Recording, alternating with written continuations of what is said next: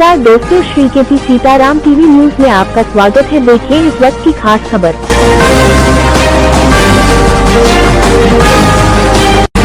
आज नगर आलमपुर के समीप ग्राम गैंथरी में द्वितीय दिवस की कथा का आयोजन भव्य रूप से संपन्न हुआ।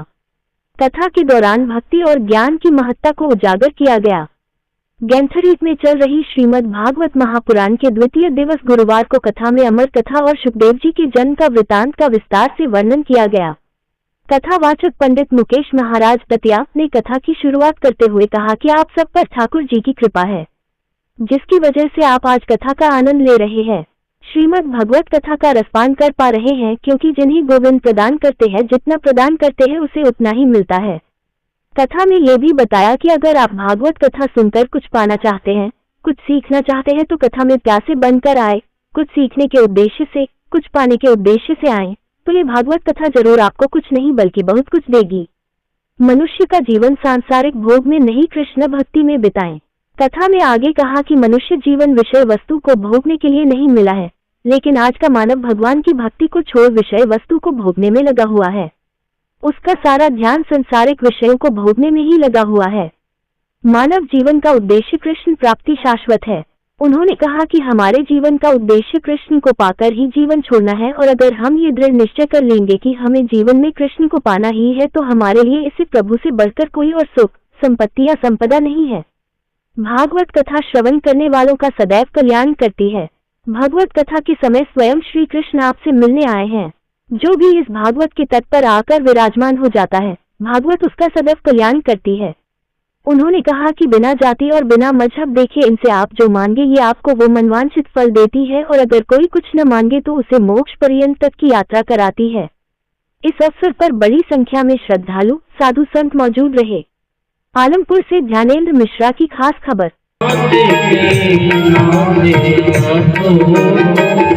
सुख दुख जीवन प्यारे साथे आपे हो, सुख दुख जीवन प्यारे साथे आप हो। धन आएगा तो खर्चा चलेगा।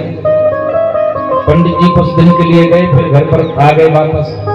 कहते हैं मेरा मन नहीं लगता, मैं तो घर पर ही बैठकर पाठ करूंगा भागवत जी का। जब पंडित जी कुछ नहीं करते तो खर्चा कहां से चले? बेचारी पंडितानी कुछ करने लगी, उससे खर्चा चलने लगा। एक दिन क्या हुआ कि पंडित जी के घर पर 10 संत आ गए। अब पंडितानी इतना धन लेकर आती केवल कि जिससे भोजन का ही खर्चा चलता। बस 10 संत आ गए। अब जैसे संत आए, प्रणाम किया पंडिता ने। आइए महाराज आइए, आपका स्वागत है। पंडित जी ने, संतों ने कहा कि हमने सुना है कि यहाँ पर पंडित जी रहते, इसलिए हम चले आए। आज का भोजन आपके ही यहाँ करेंगे। अब पंडितान के यहाँ कुछ भी नहीं। अंदर गई, 2-4 बर्तन पटके महाराज। संतों को समझ में बात आ गई कि लगता है घर पे कुछ है नहीं। संतों ने कहा हम बाद में आएंगे। बेचारे संत तो वहां से उठकर चले गए, लेकिन पंडितान को बड़ा कष्ट हुआ कि स्वयं संत चलकर आ गए। संत अगर स्वयं चलकर आ जाए तो समझ लेना चाहिए कि साक्षात भगवान आ गए।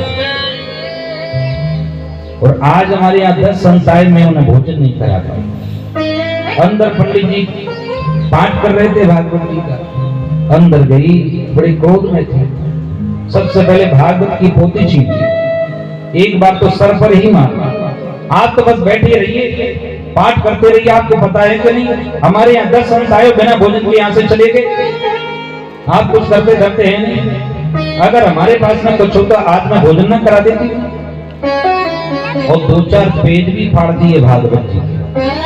प्रतिदिन यहीं बैठे रहते, बस भागवत जी का ही पाठ करो आपको। पंडित जी ने मन ही मन भगवान से प्रार्थना की कि प्रभु ये आपकी महिमा नहीं जानती है, क्षमा करना। और जो पेज पटे हुए तो वो रख लिए भागवत जी में, और रखकर चल दिए। गंगा जी के तट पर आ गए, वहीं पर बैठकर फिर भागवत जी का पाठ करने लगे। लेकिन भगवान की कृपा देखिए, प्रबल प्रेम के पाले पड़कर प्रभु को नियम बदलते देखा, अपना मान भले टल जाए भक्त का मान न टलते देखा। भगवान छोटे से ग्वाला बन गए, साथ में रहता है उसे भी महापापी माना जाता है। व्यभिचार कारणा सप्ताय केन कलौ पुनन्दिते। ऐसे भगवान दयालु हैं, ऐसे कृपालु हैं ठाकुर जी, एक कैसा भी महापापी हो एक बार भी भगवान की अगर शरण ग्रहण कर लेता है तो भगवान उसका कल्याण कर देते हैं। सप्ताय केन कलौ पुनन्दिते। और तो और पापाचारी हो, अत्याचारी हो, दुराचारी हो, मरने के बाद में प्रेत भी बन गया, उस प्रेत के निमित्त भी अगर कथा कराई जाए तो उसका भी कल्याण हो जाता है।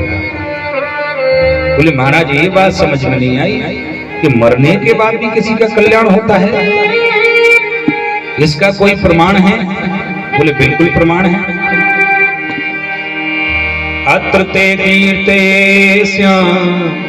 इतिहासं पुरातनम् यस्य श्रवण मात्रेण पापहानि प्रजायते, पापहानि प्रजायते, पापहानि प्रजायते। एक बड़ा सुंदर इतिहास है। यस्य श्रवण मात्रेण पापहानि प्रजायते। जो इस कथा का श्रवण करता है उसके पाप हमेशा के लिए समाप्त हो जाते हैं। तो ध्यान से सुनिए कैसे प्रेतात्मा का कल्याण हुआ। एक इतिहास की कथा यहाँ पर सुनाई। तुंगभद्रा तटे पूर्वम मरुत्पत्तनमुत्तमं यत्र वर्णासु धर्मेण सत्य सत्कर्म तत्परा। एक तुंगभद्रा नदी के तट पर एक नगर था, उस नगर का नाम था उत्तम नगर। उसमें सभी प्रांत के लोग रहते थे। एक पंडित जी भी रहते थे उस नगर में, जिनका नाम था आत्मदेव शास्त्री। उनकी पंडिताइन का नाम था धुंधली देवी। बोलो राधे राधे। पंडित जी बहुत पूजा पाठ करते। जैसे ही पूजा पाठ करवाने के लिए पंडित जी चले जाते तो पंडिताइन का मन नहीं लगता महाराज। जब तक 2-4 जगह झगड़ा ना हो जाए तब तक धुंधली देवी का भोजन नहीं पचता। और जैसे ही पंडित जी पाठ पूजा करके लौटते तो धुंधली देवी ऐसे खड़ी हो जाती जैसे सती सावित्री के बाद में इसी का नंबर है। बोलो राधे राधे। पंडित जी का मन लगता पूजा पाठ में, पंडिताइन का नहीं लगता। पंडित जी जैसे ही बाहर निकले कि मोहल्ले में महाभारत प्रारंभ। बोलो राधे राधे। बिल्कुल विपरीत। एक सेठ जी की सेठानी भी ऐसी विपरीत थी। सेठ जी कहते हैं सेठानी से, आज वो तो हम कड़ी बनाएंगे। बोलो राधे राधे।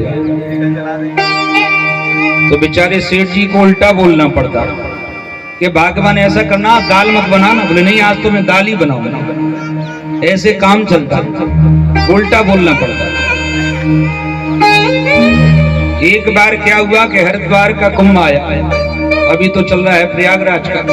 हरिद्वार का कुंभ आया तो सब तैयार होने लगे जाने के लिए। अब सेठ जी ने सोचा अगर मैं कहूंगा कि कुंभ में चलते स्नान करने के लिए तो ये तो जाने वाली नहीं। तो उल्टी बात कही, देखो भगवान कितनी भीड़ जा रही, हम क्या करेंगे वहां पर, कितने लोग मर गए। बोलो राधे राधे। क्या करेंगे वहां पर जाकर, इसलिए हम नहीं जाएंगे। सेठानी ने कहा वाह, 12 वर्ष के बाद में कुंभ आता है और दर्शन करने के लिए ना जाए स्नान करने के लिए, हम तो अवश्य जाएंगे। सेठ जी ने कहा काम बन गया। बोले देखो भगवान हम पैसे लेकर जाएंगे, उधर ही भोजन करेंगे, घर से क्या बना कर लेकर जाएंगे। बोले ऐसा थोड़ी होता, हम बाहर का भोजन नहीं करेंगे, घर से लेकर जाएंगे। भोजन बनाया, भोजन बनाकर लेकर गई। पहुंच गए दोनों दंपति महाराज कुंभ में, हरिद्वार के। अब जैसे ही स्नान करने लगी सेठानी, तो सेठ जी भूल गए कि उल्टा बोलना पड़ता है। सेठ जी ने कहा अंदर मत जाना, ज्यादा गहरी है, डूब जाओगी। बोल नहीं, मैं तो अंदर ही नहाऊंगी, अंदर ही स्नान करूंगी। और जैसे सेठानी अंदर गई और गोविंदाय नमो नमः डूब गई।